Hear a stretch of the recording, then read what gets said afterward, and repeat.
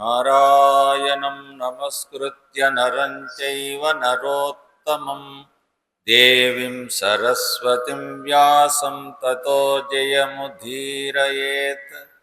సదాశివసమారంభాం శంకరం వ్యాసశంకరమధ్యమాం అస్మదాచార్యపర్యంతం వందే గురుపరంపరా. వాగర్థాయివ సంపృక్తౌ వాగర్తా ప్రతిపత్తయే జగతః పితరౌ వందే పార్వతీ పరమేశ్వరౌ. గురుబ్రహ్మా గురుర్విష్ణు గురుదేవో మహేశ్వరః. గురు సాక్షాత్ పరం బ్రహ్మ తస్మై శ్రీ గురవే నమః. ఓం సహనా భవతు సహనౌ భునక్తు సహ వీర్యం కరవావహై తేజస్వినావతీతమస్తు మా విద్విషావహై. ఓం శ్రీ గురుభ్యో నమః. హరి ఓం. పవిత్రమైనటువంటి కార్తీక మాసం అన్ని మాసాలలో విశేషమైనటువంటి మాసం మార్గశిర మాసం, కార్తీక మాసం, మాఘమాసం. ఈ మూడు చాలా విశిష్టమైనటువంటి సనాతనమైనటువంటి మన వేద ధర్మంలో ఉండేటువంటి రహస్యాది రహస్యమైనటువంటి ఋషులు ఈ భారత్ భూమికి, ఈ ప్రపంచానికి కావాల్సినటువంటి జ్ఞానాన్ని, కావాల్సినటువంటి భక్తిని, కావాల్సినటువంటి యొక్క శక్తిని, ఆరోగ్యాన్ని, భాగ్యాన్ని కలిగించేటువంటి యొక్క ఈ పవిత్రమైనటువంటి ఈ మాసాల్లో మాసానాం మార్గశీర్షం, అలాగనే ఇది కార్తీక మాసం కూడా విశేషమైనటువంటి కార్తీక మాసంలో ఇది విశేషంగా ఎందుకు అయింది అంటే, భగవంతుడు ఒక మాట చెప్తాడు భాగవతంలో, చేతులారంగ శివుని పూజింపడేని నోరు నొవ్వంగ అరికీర్తి నుడువడేని దయయు సత్యంబు లోనుగా దలపడేని కలుగనేటికి తల్లులార కడుపు చేటు. భాగవతంలో పోతన మహాత్ముడు చక్కగా భగవతత్వాన్ని గురించి, ఆ ప్రేమతత్వాన్ని గురించి, ఆ శివుని యొక్క తత్వాన్ని పూర్ణంగా ఈ పద్యములో ఇమిడించి పెట్టాడు.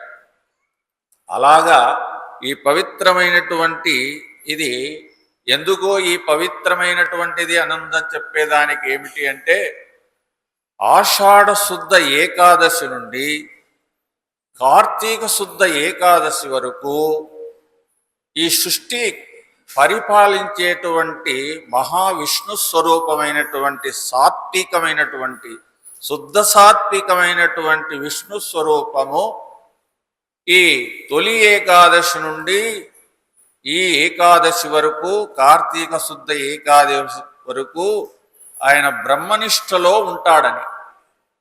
అదే చాతుర్మాస్య దీక్ష అనేటువంటిది మన సనాతన ధర్మములో మన పెద్దలందరూ కూడా ఆచరించేటువంటి ఋషులైతేనేమి, సాధుపుంగవులైతేనేమి, సన్యాసులైతేనేమి, గృహస్థులైతేనేమి అందరూ కూడా ఈ 4 మాసాలను చాతుర్మాస్యంగా చక్కగా దేవతార్చన, పారాయణ, అలాగనే భగవత్ సేవ, గోసేవ, భూసేవ, ఇలాగా మన సనాతన ధర్మములో మనలో ఉండేటువంటి యొక్క 108 పురాణాల్లో కార్తీక పురాణము చాలా విశిష్టమైనటువంటి పురాణం చెప్తుంది శాస్త్రం.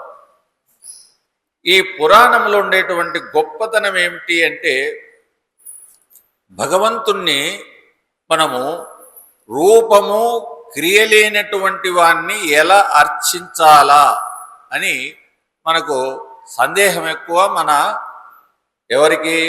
మన సనాతనమైనటువంటి ధర్మంలో సగుణారాధన ఎందుకు చేస్తారని పెద్ద మతస్థులందరూ ధ్వజమెత్తారు.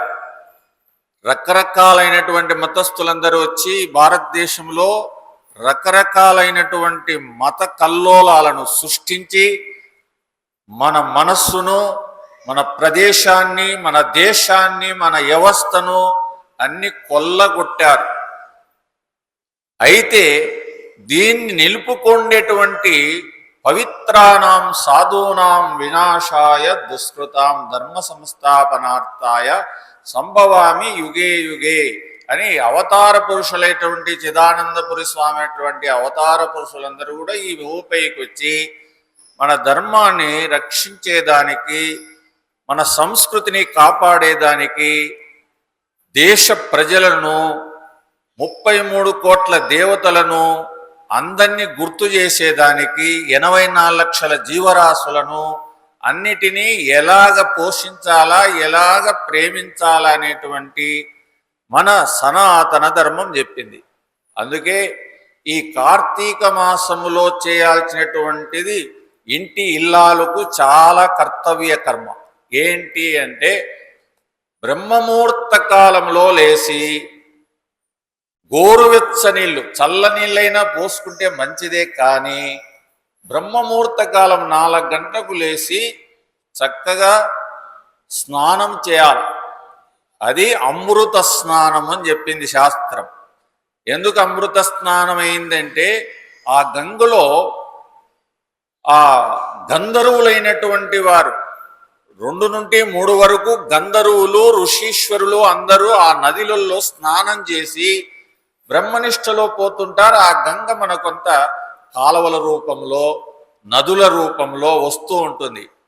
అందుకు వారు పునీతులు అయినటువంటి బ్రహ్మనిష్ఠులైనటువంటి సంకల్ప సిద్ధులైనటువంటి మహాత్ములు ఆ గంగలో మునిగిపోతారు. కాబట్టి మనము కూడా ఆ గంగలో స్నానం చేయాలి. బ్రహ్మముహూర్త కాలంలో స్నానం చేశారు. ఎందుకంటే ఆ కాలంలో పల్లెటూర్లు ఏదో ఒక నది పక్కలో ఉండేది. అలాగనే బాయిలు, చెరువులు ఇలాంటివన్నీ కూడా మన సనాతన ధర్మంలో కొంతకాలం ఉన్నాయి. అలా ఆ బ్రహ్మముహూర్త కాలంలో స్నానం చేసి ఇంటికి వచ్చి చక్కగా తలవాకిటి ముందర స్వచ్ఛమైనటువంటి నెయ్యితో దీపము వెలిగించాలి. జంట ఒత్తులు వేయాలి.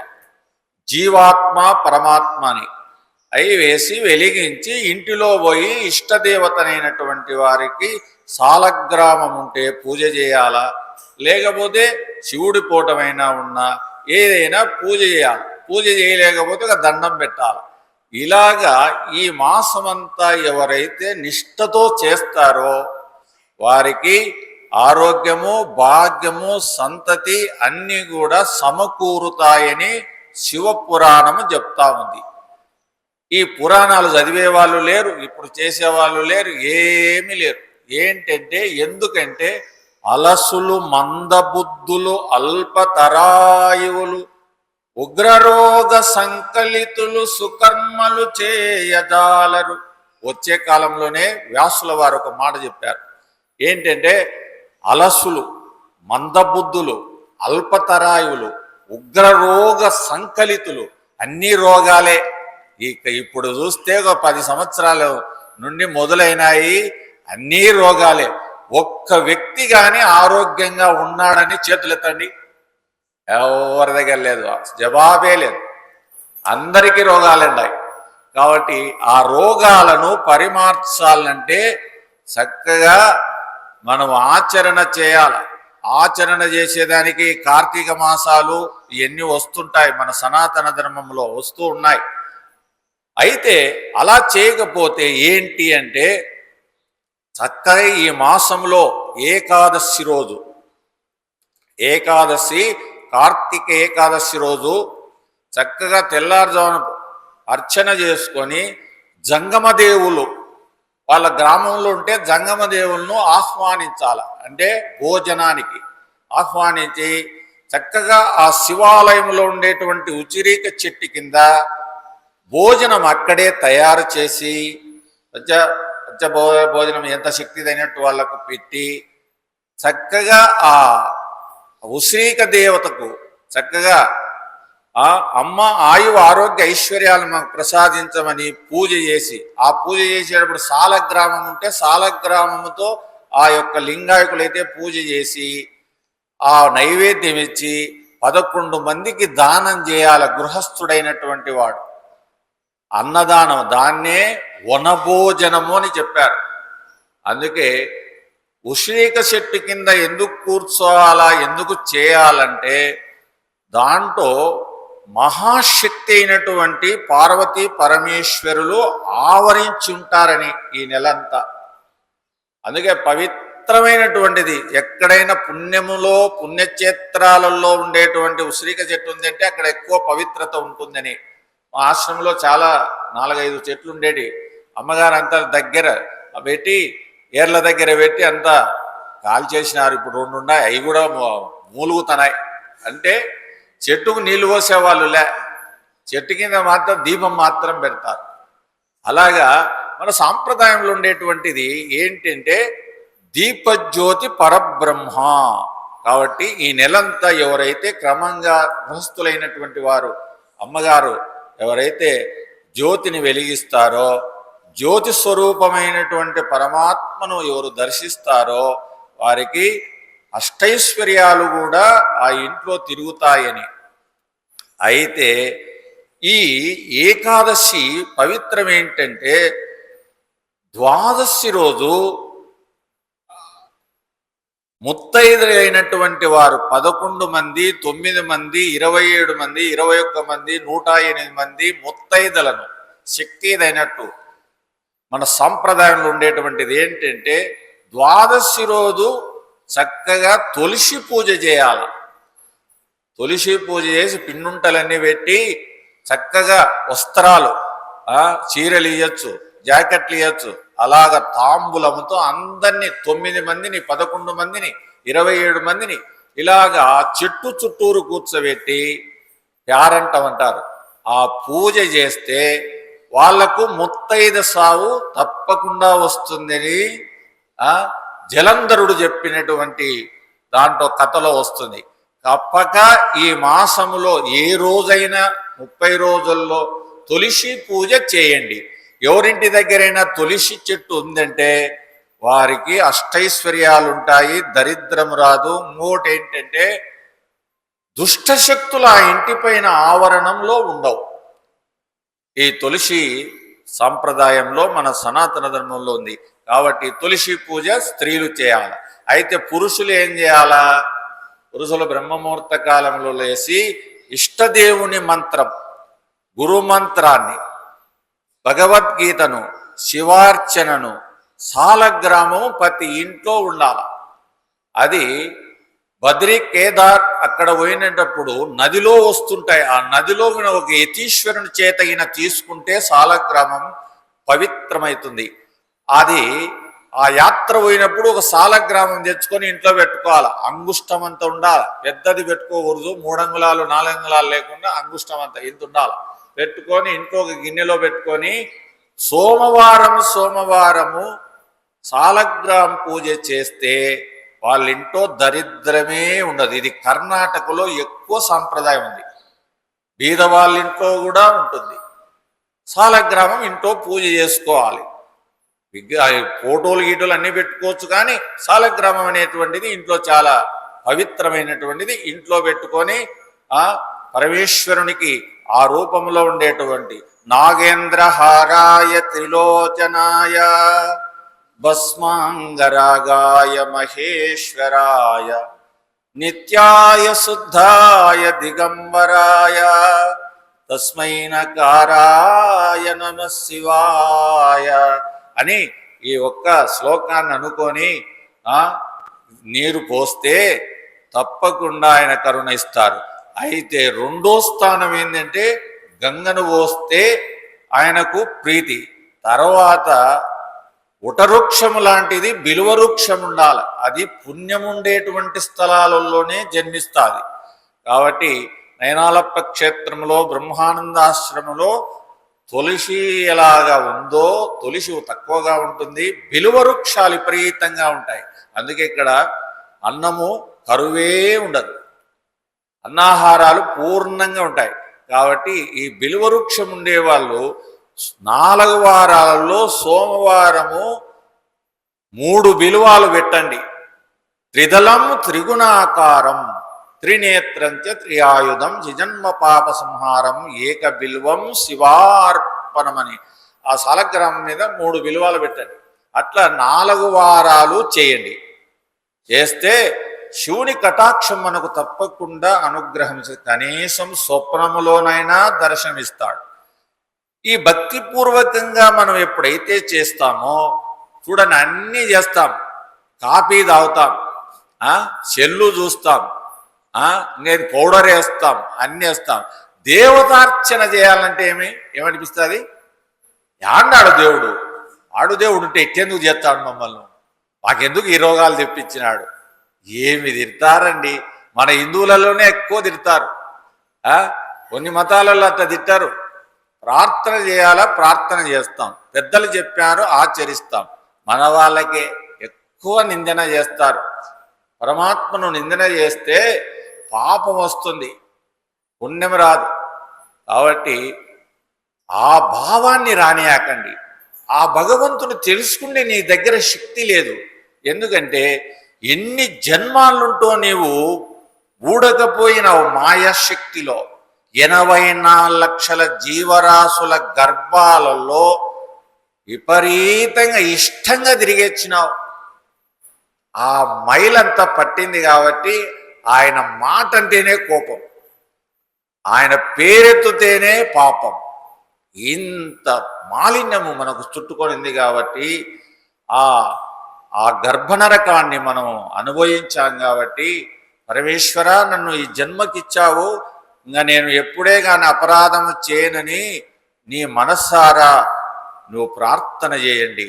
ఇలా చేస్తే మనకు ఆధ్యాత్మిక, ఆది భౌతిక, ఆది దైవిక తాపాలు పరిమార్చమవుతాయి, అంటే పరిమారం అన్నీ మరుగైపోతాయి. అందుకే ఈ యొక్క ఈ ఏకాదశి రోజు దీన్ని ఉత్తాన ఏకాదశి, భోగ ఏకాదశి అంటారు. ఈ ఉత్తాన ఏకాదశి అంటే ఆ మహావిష్ణువు లేచి ఈ సంసారం అనేటువంటి సముద్రములో బ్రహ్మనిష్టను చేసి లేచాడు. ఎవరు? మహావిష్ణు స్వరూపమైనటువంటి విష్ణు స్వరూపం. లేచి ఆ ఉత్తాన ఏకాదశి రోజు లేచి ద్వాదశి రోజు మొదలు పెట్టారంట. ఎవరు? రాక్షసులు, దేవతలు క్షీరము చిలికారంట. ఏది? సముద్రాన్ని చిలికారు. అదే ఈరోజు జరిగిన చాతుర్మాసాలు పూర్తి చేసి ఆయన వాళ్ళ గొడవ పడలేక అందరు దేవతలు అందరూ కూడా పారిపోయి రాక్షసులు పెరిగిపోయి ఆ మర్దన చేశారంట. ఆ మర్దన చేసిందే ద్వాదశి బ్రహ్మముహూర్త కాలంలో చీరాన్ చిలికారని మన పురాణం చెప్తాంది, పెద్దలు చెప్తున్నారు. అయితే వాళ్ళు చిలికిపోతే మనకేమి ప్రయోజనం? మరి మనము చిలకాల కదా అంటే మనము కూడా చిలకాల. ఏం చిలకాల? మనలో ఉండేటువంటి దుర్గుణాలు, మనలో ఉండేటువంటి మంచి గుణాలు రెండింటిని రాపడ చేస్తే వచ్చేటువంటి మనకు ఎట్టంటే రజోగుణంతో వచ్చే గుణాలు, తమో గుణంతో వచ్చే గుణాలు, సత్వగుణంతో వచ్చే గుణాలు, ఈ గుణాలన్నీ మర్దన చేయాలి. ఈ మర్దన చేస్తే ఆ స్వచ్ఛమైనటువంటి అమృతము మనకు లభిస్తుంది. అయితే ఈ మర్దన దేంతో ఏం చేయాలా అంటే ఓం నమః శివాయ, ఓం నమః శివాయ, ఓం నమః శివాయ. ఈ మంత్రాన్ని నెలంతా కూడా స్మరిస్తుండాల. మనసుకు వచ్చినప్పుడల్లా, మతికి వచ్చినప్పుడల్లా స్మరిస్తుంటే మనలో ఉండే చెడు సంకల్పాలు, దుష్ట సంకల్పాలు, రాగద్వేషాలు, మనలో ఉండే గుణాలు కలుషితమంతా కరిగిపోతుంది. ఆ కరిగిపోయి స్వచ్ఛమైనటువంటి మనస్సు ఏర్పడుతుంది. ఆ మనస్సే మతి, ఆమె పార్వతి. ఆ పార్వతి మనలో ఉండేటువంటి ఆత్మాత్మం గిరిజామతి సహచరణ ప్రాణ శరీరం గృహం. ఈ గృహంలో ఎట్టున్నారంటే వాళ్ళు ఒకడు ప్రాణంతో ఉన్నారు, ఒకరు మనస్సుతో ఉన్నారు. సంకల్ప వికల్పాలతో ఒకరున్నారు, శ్వాస ప్రతిక్రియ తీసుకుంటుండేది ఒకరున్నారు. ఈ శ్వాసక్రియ తీసుకుండేది మాయాశక్తి. మనలో శ్వాస ఆడుతుందా లేదా? ఆడకపోతే ఏమైపోతాం? ఏమైపోతాం? ఏమైపోతాం? శవమైపోతాం.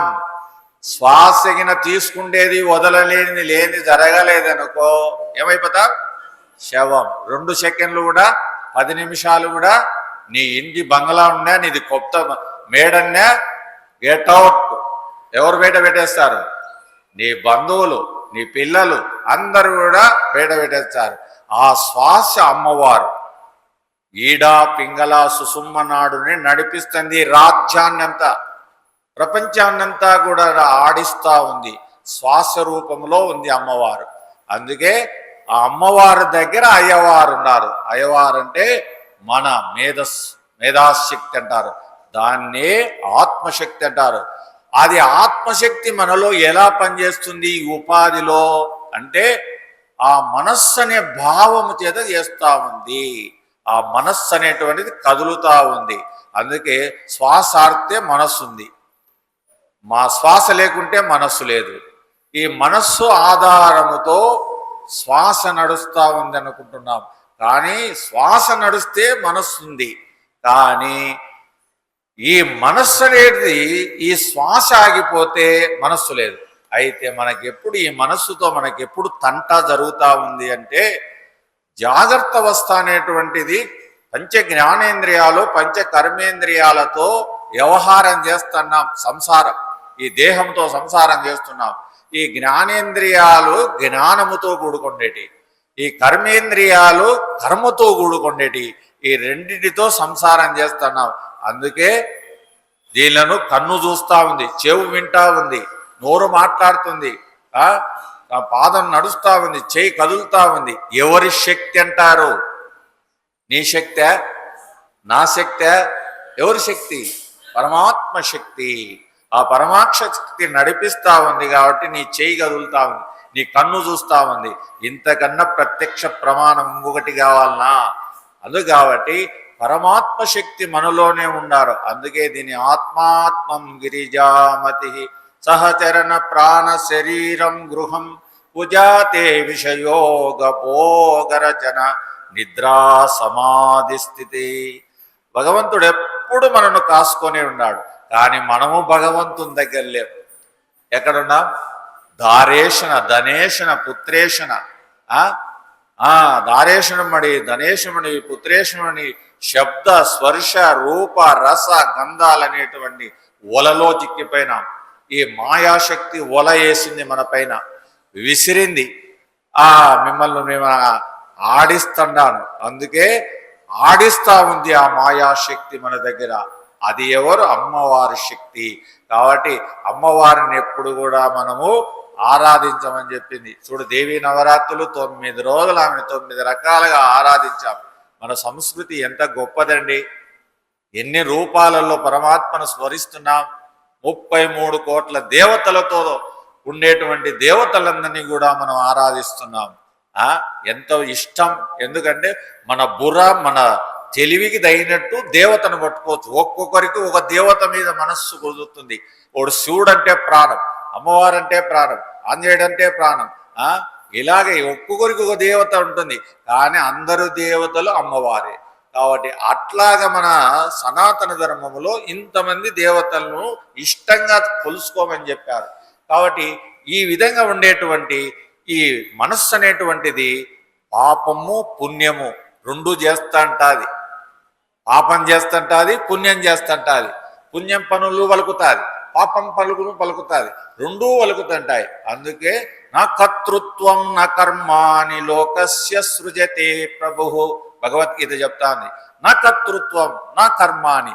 నేను కర్మను కాదు, నేను కర్తృత్వము కాదు, నేను భోక్తృత్వము కాదు, నేను పరమాత్మను అనేటువంటి భావనతో నీవు ప్రతి పని చేయి.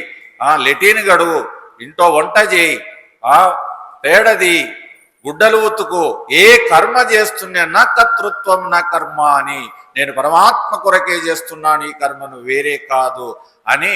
పాలునికి నీళ్లు పోస్తున్నావు, శివోహం శివుడికి పోస్తున్నానని చెప్పు. భోజనం పెడుతున్నావు, ప్రసాదం పెడుతున్నాను అనుకో, అన్ని భావనే చేయి. యద్భావం తద్భవతి. అందుకే దదామి బుద్ధియోగం తం ఏన మామపయాన్ని భగవతి చెప్తుంది. అట్లాగా మనము నిత్యచర్యలో కర్మను చేస్తూ ఉంటే ఎందుకు మనకు ఇట్లా చేయకపోతే నష్టం ఏంది అంటే, మనకు నష్టం జరుగుతుంది. ఏం జరుగుతుంది అంటే, మానవ దేహముతో చేసేటువంటి సత్కర్మలను చేయకపోతే మనము ఈ మాయాశక్తి ఎక్కడేస్తుందంటే అసుర యోనులలో పడేస్తుంది. అసుర యోనులంటే 84 లక్షల జీవరాశులు, కుక్క, నక్క, పిల్లి, దోమ, రకరకాలైనటువంటి దానిలో పడేస్తుంది. దాంట్లో మునగానం తేలానం, దాంట్లో ములుగుతూ పోతుండాల్సిందే. అందుకు ఇప్పుడు ఆయన పరమాత్మని గట్టిగా పట్టుకున్నామంటే ఈ కర్మనంతా కలుషితమంతా కాపాడి మొత్తం దాన్నంతా భస్మం చేసి, అందుకే జ్ఞానాగ్ని దగ్ధ కర్మ అని తవాహం పండితం బుధః అని భగవంతుడు మనకు చక్కగా ఈ భగవద్గీత చెప్పినటువంటిది. ఇంకోటి ఏంటంటే, ఈ ద్వాదశి పూర్తయిన తర్వాత పౌర్ణమి వచ్చింది మనకు. ఈరోజు కార్తీక పౌర్ణమి. కార్తీక పౌర్ణమి చాలా పవిత్రమైనటువంటిది. ఎందుకంటే శివుడిని ఈరోజు బ్రహ్మముహూర్త కాలం 2:45 ఎవరైతే శివుని ఆరాధిస్తారో, ఎవరైతే అర్చిస్తారో, ఎవరైతే జపము చేస్తారో వారికి కటాక్షము కలుగుతుందట. ఎందుకంటే మాయాశక్తి ఆయన వశంలో ఉంది.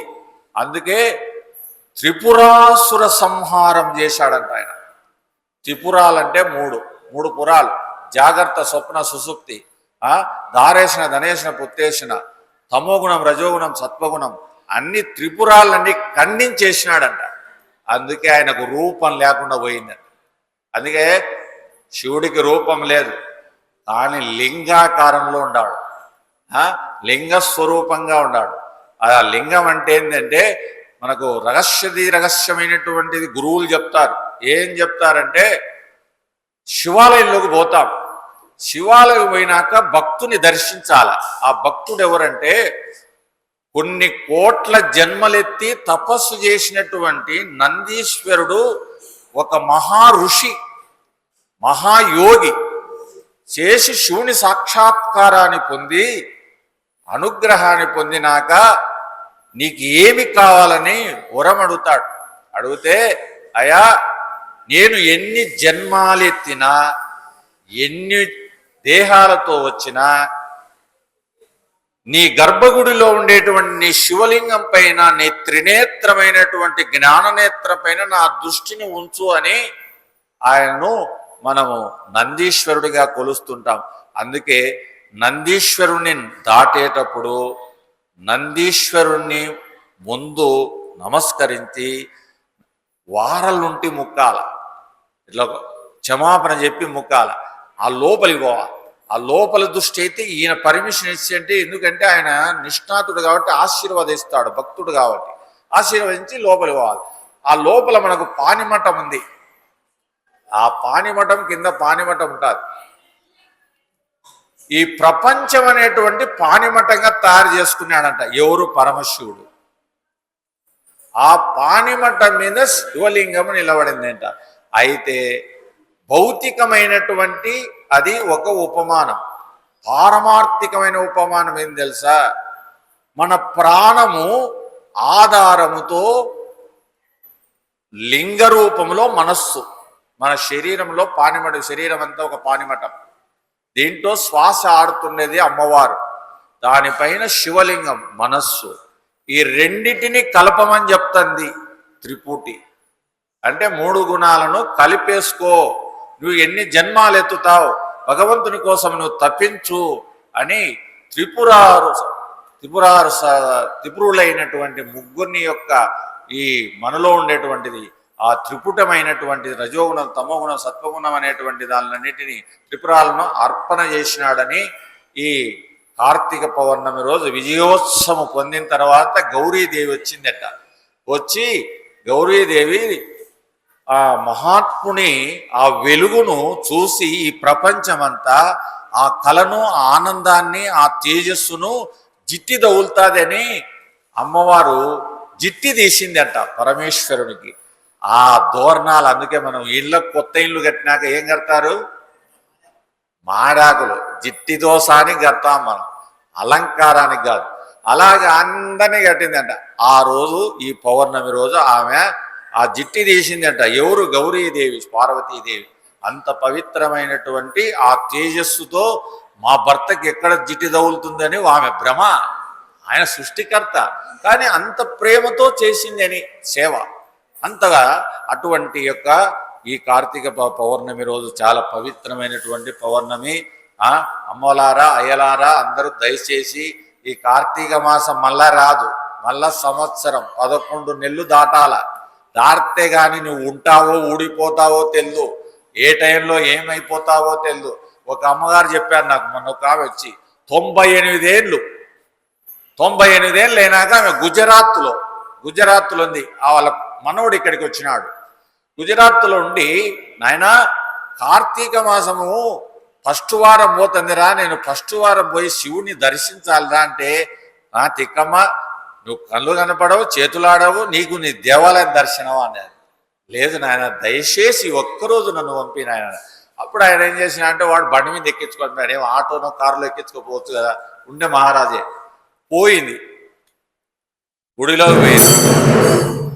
గుడిలోకి పోయి దూరాలు దాటిపోయింది. 2 చేతులు జోడించింది. ఓం నమ శివాయ అని 3 తూళ్ళు పలికింది. 3 తూళ్ళు పలికింది, గుండె పట్టుకునేది, ఆగి శివ సాహిత్యంలో చేరిపోయింది. అంటే శివ దర్శనం చేసిన తర్వాత ముందు చెప్పిందంట మన వాళ్ళకు, అయ్యా నేను బ్రతుకుతానో లేదో, ఉంటానో లేదో, ఒరే కార్తీక మాసం వల్ల నేను శివుని దర్శించాలా, నేను పోవాలని చెప్పి 10 రోజుల ముందు చెప్పిందట.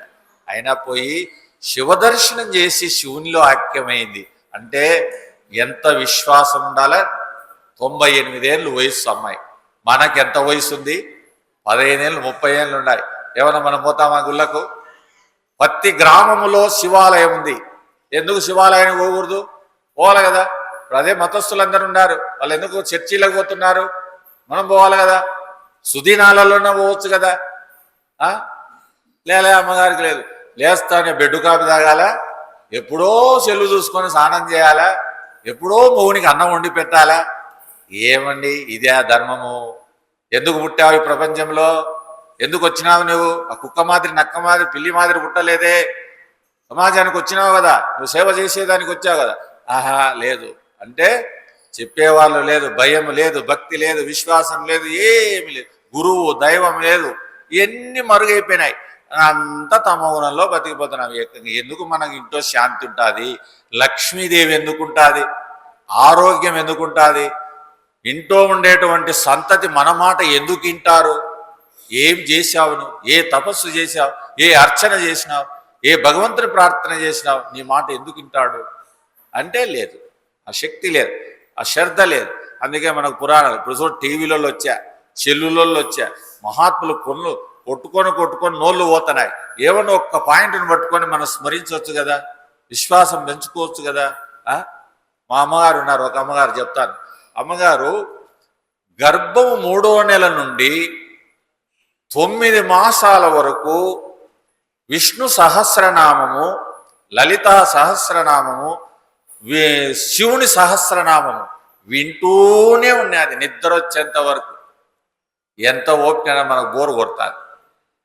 ఏమి పుత్రుని కనిందండి, ఏమి తేజస్సు కన్నాడని. అంటే మనకు భాగవతంలో ఎవరు కనింది? ప్రహ్లాదుని. ఎవరు కనింది? ప్రహ్లాదుని కనింది ఎవరు? ఏమి మనకు బతికిలేదు. లీలాదేవి కనిందా లేదా? అట్లా పుత్రుని కనాలి. అట్లా ఈ కలియుగంలో కూడా అట్లా అట్లా కలిగే వాళ్ళు ఉండారా అనిపించింది నాకు ఆమె చూస్తే. ఇదే స్మరణ. ఇంట్లో పని చేస్తుంది, పేడ తీస్తుంది, అన్ని పశువుల పనులు చేస్తుంది, అన్ని పనులు చేస్తుంది. ఖాళీ అంటే దాన్ని తింటాను. నోడు రాదు, చదువు లేదు, ఎంత శ్రద్ధండి. అందుకే అమ్మాయికి 28 ఏళ్ళ వయస్సు, ఏ వయసు ఏ సంస్కారమో, ఏ జన్మ సంస్కారమో.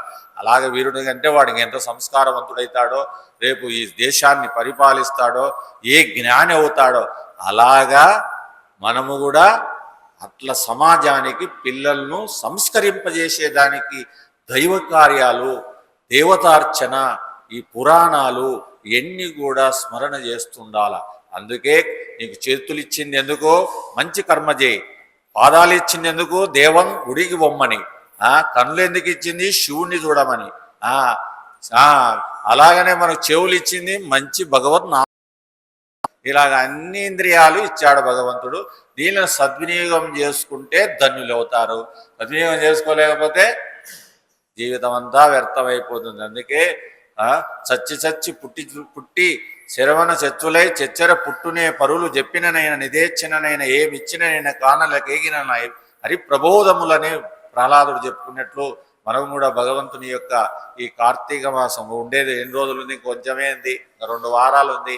కనీసము 3 రోజులన్నా దీక్షగా పెట్టుకొని బ్రహ్మముహూర్త కాలంలో లేచి ఇంట్లోనే నిండుగడవ నీళ్లు పెట్టుకోండి, కొలాయి నీళ్ళే పట్టుకోండి, దాంట్లో ప్రార్థన చేసాడు, పసుపు కుంకుమ వేయండి, దాంట్లో కొంత గంధం వేయండి, వేసి ఆ కలశాన్ని పూజ చేయండి.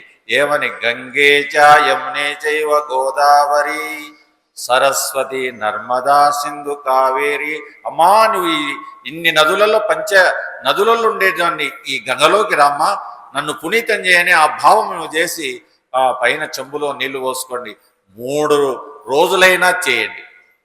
మాఘ కార్తీక స్నానాన్ని అమ్మగారు ఇంతవరకు చేయకపోయినా కూడా ఉండేది ఇంకా 2 వారాలు ఉంది, చేసి శివదర్శనం చేయండి.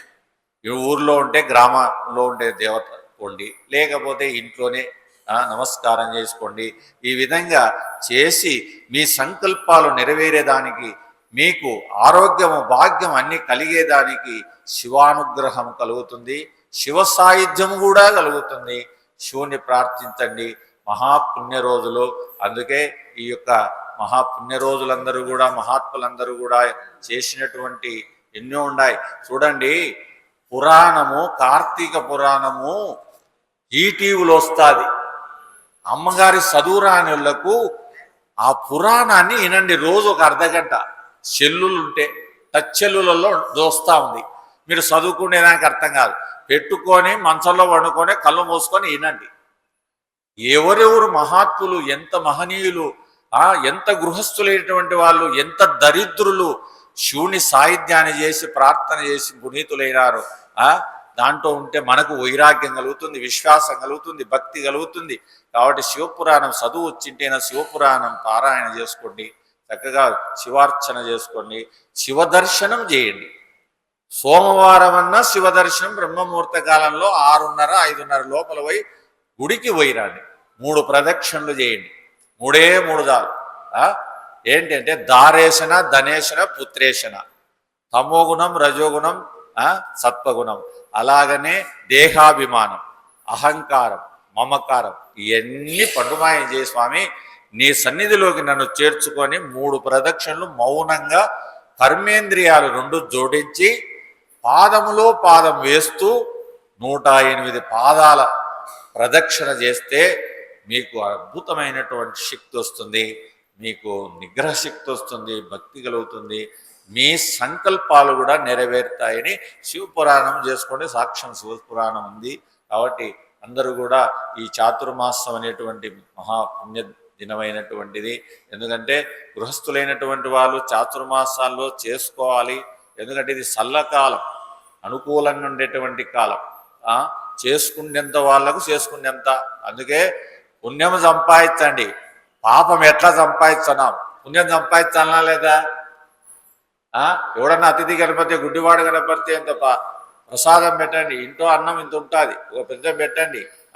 అది కాగలేదు కాకి పెట్టండి. అది లేదా మీ ఇంట్లో గోమాత అంటే గోమాతకు పెట్టండి. ఈ గోమాతనిగిన ఈ మాసంలో చేస్తే అద్భుతమైనటువంటి శక్తి వస్తుంది. కపిల గోవు అయితే నంబర్ 1, నంబర్ 2 ఎర్ర గోవు, తర్వాత వచ్చి చెవులు పెద్దగా ఉండేది జబర్ది అనేది అది మాకుంది, ఆశ్రమానికి ఉంది. ఎవరొకరన్నా పోయి శుక్రవారం దండం పెట్టారు, ఒక పండు పెట్టారు, మేము అందుకనే పెట్టాం. ఒక నమస్కారం చేయొచ్చు, ఆమె ఆశీర్వదిస్తుంది. ఆమెలో ఉండేటువంటి గోమాతలు ఉండేటువంటి మన సంస్కృతి అంతా కూడా సనాతన ధర్మ కృతయుగంలో గోవులే రక్షణ. మనకు ఆహారం పెట్టింది గోపాలతో బతికాం, గోమూత్రముతో బతికాం. జబ్బులు రాకుండా సబ్బులు పూసుకునేట్టు పూసుకున్నాం. మన దేశంలో అప్పుడు రాజులకు వేలు గోవులు ఉన్నాయి, మన పురాణాలు చెప్తున్నాయి. ఇప్పుడు ఏ ఇంట్లో గోమాత లేదు, ఒక్క గోవునుగా ఇంట్లో పెట్టుకోవడం లేదు. కానీ ఏం చేస్తున్నారు, అది మాంసంగా మారిపోయింది. మన దేశ వ్యవస్థ ఇలా ఉంది. ఎందుకంటే అందుకే దరిద్రం పట్టింది. ఎప్పుడు కొట్టాటలు, యుద్ధాలు, ఎప్పుడు మనశ్శాంతిలే, ఏ ఇంట్లో మనశ్శాంతిలే, భార్యాభర్త ఉంటారు మనశ్శాంతిలే. ఏమి పూజ చేస్తే కదా, ఇంట్లో భగవత్ సేవ చేస్తే కదా మంచి. 24 గంటలు ఆ గుడ్లు తినడము, ఇంకా ఏందో ప్యాసన వచ్చింది. 24 గంటలు ఇంట్లో దాంట్లో ఒక దయ్యం ఉంది. ఆ దయ్యం ఏంది, మీ ఇళ్ళలో అందరి ఇంట్లో దయ్యం ఉంటుంది. ఏంది, మురిగిపోయేటగా పెట్టుకునే దయ్యం ఏంది, ఫ్రిడ్జి ఉందా లేదా అందరి ఇళ్ళల్లో, మురిగిపోతుంటాయి దాంట్లోనే. అదే తినడం. ఇంకా మనస్సు ఎట్టుంటుంది, ఆరోగ్యం ఎట్టుంటుంది, మంచి భావాలు ఎట్లుంటాయి, మంచి ప్రేమ ఎట్టగలుగుతుంది, ఇవన్నీ ఎట్లుంటాయి. అందుకే మన సమాజం అంతా ఇప్పుడు పట్టుమాయం అయిపోయింది. కాబట్టి ఆహార శుద్ధి లేనిది సత్వశుద్ధి కాదు. ఆహార శుద్ధి ఉంటేనే మనశ్శుద్ధి కలుగుతుంది. మనశ్శుద్ధి లేనిది ఏ కర్మ చేసినా మొత్తం ఏదైపోతుంది. అందుకే కాబట్టి దీన్నంతా కూడా మన సంస్కృతి చెప్పేటువంటి ధర్మాన్నంతా కూడా మనం ఆచరించాలనేటువంటి ఈ మహాపౌర్ణమి, కార్తీక పౌర్ణమి రోజు ఎవరైతే ఈరోజు బ్రహ్మముహూర్త కాలంలో నెయ్యిలో ముఖద్వారము దగ్గర ధ్వజస్తంభం దగ్గర ఎవరైతే 11:03 వెలిగించింటే ఈరోజు అష్టైశ్వర్యం వచ్చిపోతుంది. ఎందుకంటే ఆశీర్వదిస్తాడు శివుడు. ఎవరు పెట్టింటారు, కనీసం ఇంక పౌర్ణమింది, సాయంత్రం అన్నా పెట్టండి, ఈరోజు సంధ్యావేళలో పెట్టండి, పోయి గుడి కన్నా పోరు, లేకుంటే మీ ఇంటి కడప దగ్గర పెట్టండి, నెయ్యితో పెట్టండి, నెయ్యి దీపం పెట్టి ప్రదక్షిణ చేయండి. అక్కడే ప్రదక్షిణ చేయండి, చాలా మీకు పవిత్రమవుతుంది. ఎందుకంటే ఈ కార్తీక మాసములో దీపమే ఎందుకు వెలిగించాలని మన సంస్కృతిలో ఎందుకు వచ్చిందంటారు. చూడు, ఎక్కడ చూసినా దేవాలయాల్లో లక్షల దీపాలు పెడతారు. అంటే మనకు ఎప్పుడు భగవంతుడు వెలుగుగానే మనను అనుగ్రహించాలని బాహ్యార్థం. కానీ మన గుండెల్లో ఆ పరమేశ్వరుడు వెలుగుతండాడు కాబట్టే మనం ఈరోజు బ్రతుకుతున్నాం, శ్వాస తీసుకుంటున్నాం, తినే అన్నం అరుగుతా ఉంది, కర్మ చేస్తున్నాం. కాబట్టి గుండెలో ఉండేటువంటి పరమాత్మే వెలుగు. అందుకే జ్యోతిషామపిత్త జ్యోతి తమస పరముచ్యతే, జ్ఞానం జ్ఞేయం జ్ఞానగమ్యం హృది సర్వస్య తిష్ఠితమని భగవద్గీత చెప్తుంది. మన గుండెల్లో ఉండే దేవుణ్ణి వెలుగు చూడాల, వెలుగు చూసుకోవాలి. అది మన కళ్ళు మూసుకొని చక్కగా లోపలుండే శ్వాస ఆడుతుండే దాంట్లో ఆ వెలుగు ఏంది వస్తుంది, ఏమొస్తున్నాయి, ఆ వెలుగులో మనం ఎట్లా ఉన్నాము, మన దేహం ఏంది, మన ప్రపంచం ఏంది, మనం అంతా ఎట్లున్నామని ఆ వెలుగును దర్శించేదానికి ఈ వెలుగు పెట్టారు. కనీసం ఈ వెలుగునన్నా వెలిగిస్తారేమని అందుకే ఆ వెలుగును చూపించారు. అయితే ఇంకొక ప్రయోజనం ఏంటంటే ఈ మాసంలోనే ఆ వెలుగును వెలిగించాలంటే పాపిష్టైనటువంటి దోమలుంటాయి, చెడ్డైన పురుగులుంటాయి, అవి దానిలో చూస్తే వచ్చి చనిపోతాయి. ఇది సైన్స్ ప్రయోగం. కాబట్టి ఇంటి ప్రకారంలో తప్పకుండా దీపం వెలిగించమని సైన్స్ ప్రకారంగా కూడా చెప్పింది. ఈ విధంగా ఎందుకంటే సంధ్యావేళలో దీపం వెలుగుతుంటే లక్ష్మి ఇంట్లోకి వస్తుంది, ఆరోగ్యము భాగ్యం అన్నీ వస్తాయి. అందుకే సంధ్యాదీపంలో దీపం వెలిగించమని చెప్పారు. ఎందుకంటే ఇంటిలో దీపం లేదంటే ఆ ఇల్లు ఎప్పటికైనా ఆరోగ్య భాగ్యాలు క్షీణించిపోతాయి, ఆ వంశం కూడా క్షీణించిపోతాయి. అది జాగ్రత్తగా మన హిందూ ధర్మాల్లో చాలా సనాతనమైన ధర్మం అది. అందుకే మన హిందుత్వంలో ఉండేటువంటి దేవాలయాల్లో ఎలాగ వెలిగించకపోయినా ఇంట్లో వెలిగించుకుంటారు. ఇంట్లో దేవుని గది ఖచ్చితంగా ఉంటుంది. దీపం వెలిగించండి చాలు. ఇదన్నా చేయండి. కరెక్ట్గా ప్రాతకాలంలో బ్రహ్మముహూర్త కాలం 5:45 దీపం వెలగాలి. సాయంత్రము కనిసిగట పడేటప్పుడు సూర్యుడు అస్తమించిన గడియల్లో దీపం వెలగాలి. ఇది ఎవరైతే చేస్తారో తప్పకుండా ఆ ఇంట్లో భాగ్యమే కరువు ఉండదు, ఆరోగ్యము కరువు ఉండదు.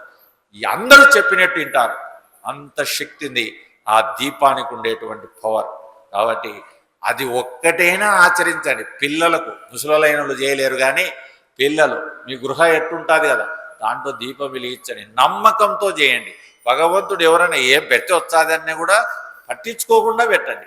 పెట్టి దాంట్లో ఏంటంటే పంచలోకాలలో దీపం ఒకటి, మట్టి దీపం ఒకటి, వెండి దీపం ఒకటి, రాగి దీపం ఒకటి, ఇలాంటి దీపాలు పెట్టండి.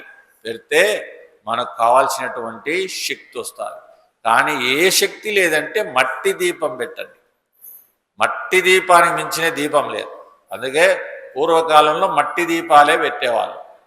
తర్వాత సమర్థులు ఉన్నటువంటి వాళ్ళు బంగారులో పెట్టేవాళ్ళు, వెండిలో పెట్టేవాళ్ళు, ఇలాగ ఉండేటి. కాబట్టి మనకు శక్తి ఉంటే వెండి దీపం పెట్టండి, లేకపోతే మట్టి దీపం పెట్టండి. ఈ మాసం అంతా కూడా మీరు చేసుకుంటే పునీతులైతారు, భాగ్యవంతులైతారు, ఆరోగ్యవంతులైతారు. అందుకే ఈ సందేశం ఇచ్చేదానికి పరమేశ్వరుడు కార్తీక మాసంలో అమ్మవారిద్దరు కలిసి కైవల్యం చేరుకునేదానికి వచ్చారంట. వాళ్ళు ఆత్మాత్మం గిరిజామతి, మిమ్మల్ని ఇద్దరు మనందరినీ అక్కడికి చేర్చేదానికి, ఏది ఆ వైకుంఠానికి కైలాస పర్వతానికి చేర్చుకునేదానికి అందరూ నన్ను గురించి చేస్తుంటారు, ఎవరు పూజ చేస్తుంటారో నన్ను స్మరిస్తుంటారు అని అమ్మవారికి అయ్యగారికి పోటీ పడింది. ఆమె 7 రోజులు 9 రోజులు చేర్చే ఈయన ఈ నెలంతా ఆడించుకుంటాడు. అట్లా ఈ భక్తి పెంచుకోమని చెప్పేసి సందేశం ఇచ్చిపోతా ఉంది కార్తీక మాసం. కార్తీక పౌర్ణమి మనకందరికీ ఆయు ఆరోగ్య ఐశ్వర్యములు అన్ని వర్ధిల్లుగాక. హరి ఓం తత్సత్. ఓం నమో భగవతే వాసుదేవాయ.